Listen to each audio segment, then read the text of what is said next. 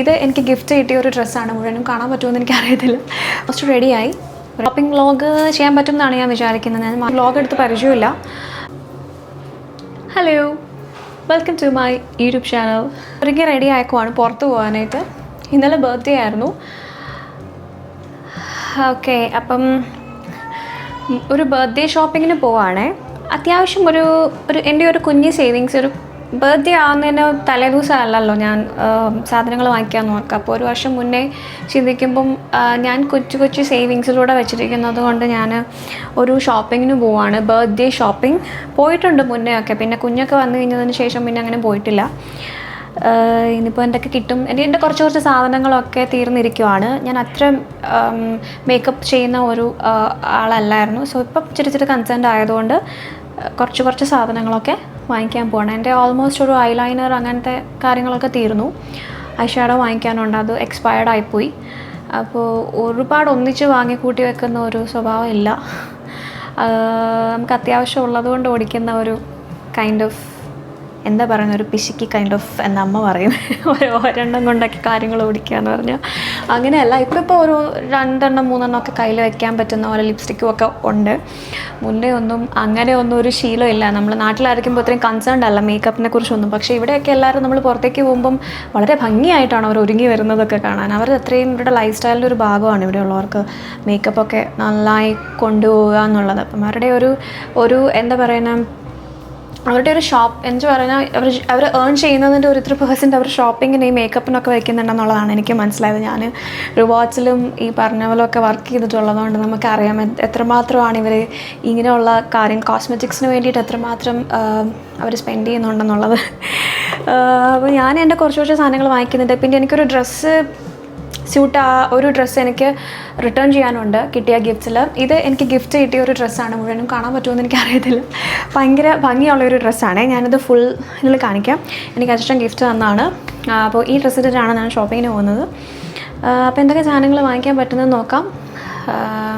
മെയിനായിട്ടും ഞാൻ rewards points ഒക്കെ കളക്ട് ചെയ്യുന്ന കൂട്ടത്തിലാണ്. അപ്പോൾ റിവാർഡ്സ് പോയിൻറ്റ്സ് ഒക്കെ വെച്ചിട്ട് എങ്ങനെയാണ് വാങ്ങിക്കാൻ പറ്റുന്നത് എന്നുള്ളത് എന്ന് വെച്ചാൽ, നമുക്കിവിടെ ചില കടകളിലൊക്കെ നമ്മൾ ഷോപ്പ് ചെയ്യുമ്പോഴത്തേക്കും നമുക്ക് ഓഫേഴ്സൊക്കെ വരും. എന്ന് വെച്ചാൽ ഈ സാധനം വാങ്ങിക്കുമ്പം ഇത്ര പോയിൻറ്റ്സ് കിട്ടും.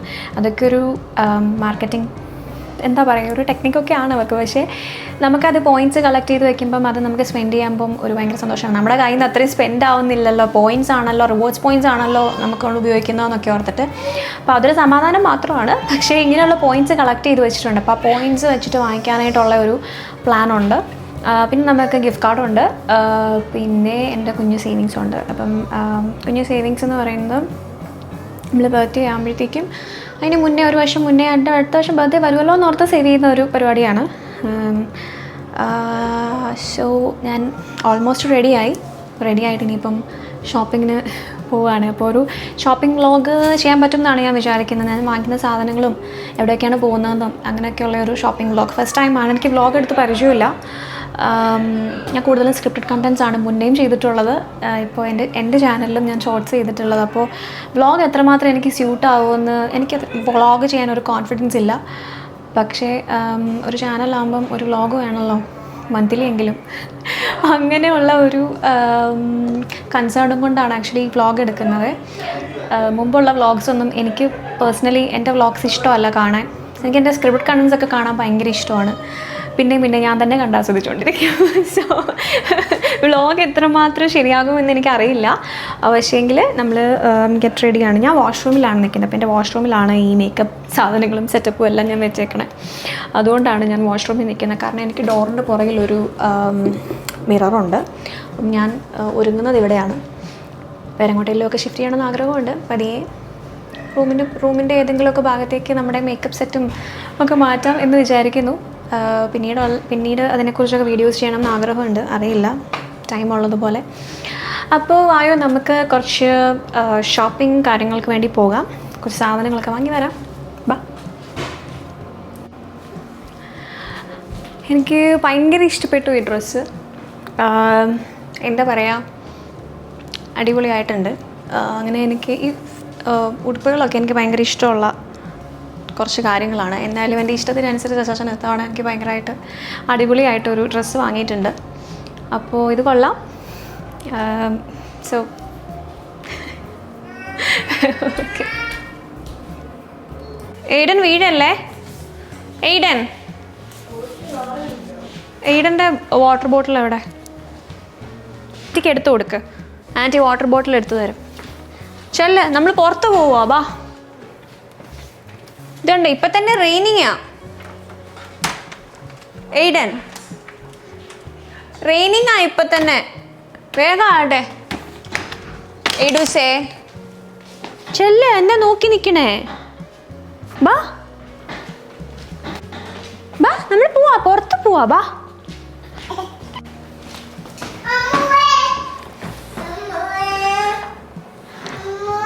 ബാ, ലെറ്റ്സ് ഗോ.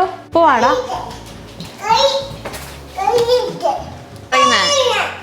അതിപ്പോഴല്ല, അത് നമ്മളിപ്പോഴല്ല സാനിറ്റൈസർ ഇടുന്ന. പിന്നെ ഇങ്ങനെ തേക്കാം. ഇങ്ങനെ കയ്യിലിങ്ങനെ വെച്ചേ. സാനിറ്റൈസർ കിട്ടിക്കഴിഞ്ഞ് ഇങ്ങനെ വെക്കണം.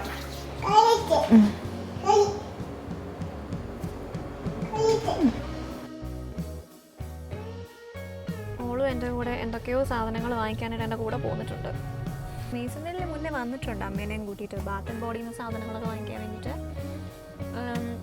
അന്ന് നമ്മൾ വീഡിയോ ഒക്കെ എടുത്തായിരുന്നു, പക്ഷേങ്കിൽ ആ വീഡിയോ ഇതുവരെ നമ്മൾ പോസ്റ്റ് ചെയ്തില്ല. മോളും അങ്ങനെ ഒടുങ്ങി മിക്കി മൗസിനൊക്കെ ഇട്ടുകൊണ്ട് വന്നിട്ടുണ്ട്. ഇതൊക്കെ ഇടും, ഒരു സംശയവും വേണ്ട കേട്ടോ. അവൾ എനിക്ക് ഏതാണ്ട് ഒരു സെറം സജസ്റ്റ് ചെയ്യുന്നുണ്ട്. അപ്പോൾ മേടിച്ച് എൻ്റെ മുഖത്തിട്ട് കഴിഞ്ഞാൽ ഏത് പരുവാണെന്നൊന്നും അറിയത്തില്ല. ഇവൾ പറയുന്നതായിരുന്നല്ലേ, ചുമ്മാ പറഞ്ഞു കേട്ടോ. അവൾക്ക് നല്ല എന്താ പറയുന്നത്, മേക്കപ്പ് സെൻസ് ഒക്കെ ഉള്ള ഒരാളാണ്. നമ്മൾ മാളിലെത്തി. മുകളിലത്തെ ഫ്ലോറിലാണ് ആദ്യം പോയത്. ആദ്യം മോളിനുള്ള ഡ്രസ്സൊക്കെ എടുത്തു. അവൾ കൺഫ്യൂസ്ഡ് ആണ് ഏതെടുക്കണമെന്ന് ഓർത്ത്. 1-2 എണ്ണം സെലക്ട് ചെയ്തു. ഞാനും കുറച്ച് ഡ്രസ്സ് എടുത്ത് ട്രൈ ചെയ്തു.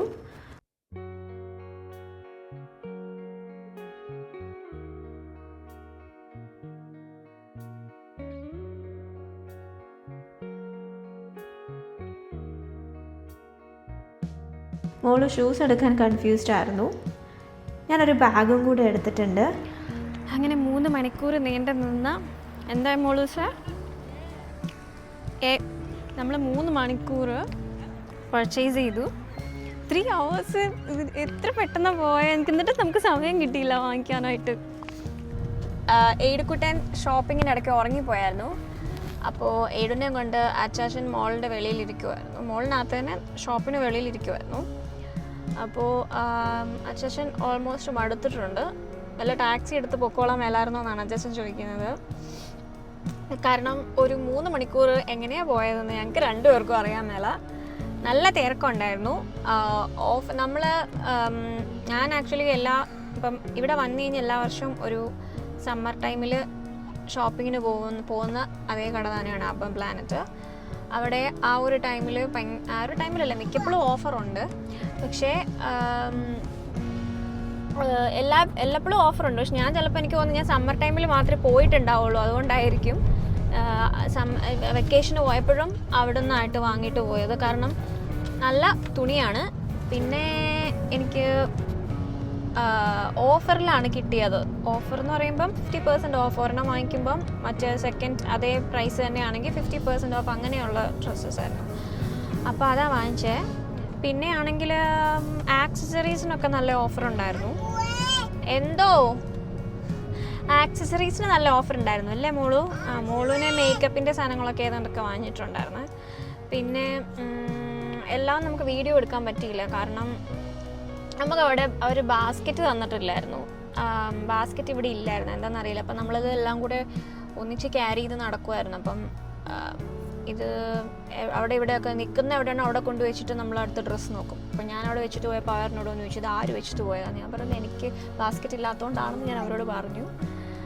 പിന്നെ നമുക്ക് ട്രയൽ നോക്കാൻ പറ്റുന്നുണ്ടായിരുന്നു. അപ്പം നമ്മൾ ട്രയലൊക്കെ നോക്കി, ഡ്രസ്സ് ഇട്ട് നോക്കി, അങ്ങനെ നോക്കി കുറച്ച് ഡ്രസ്സസൊക്കെ എടുത്തു.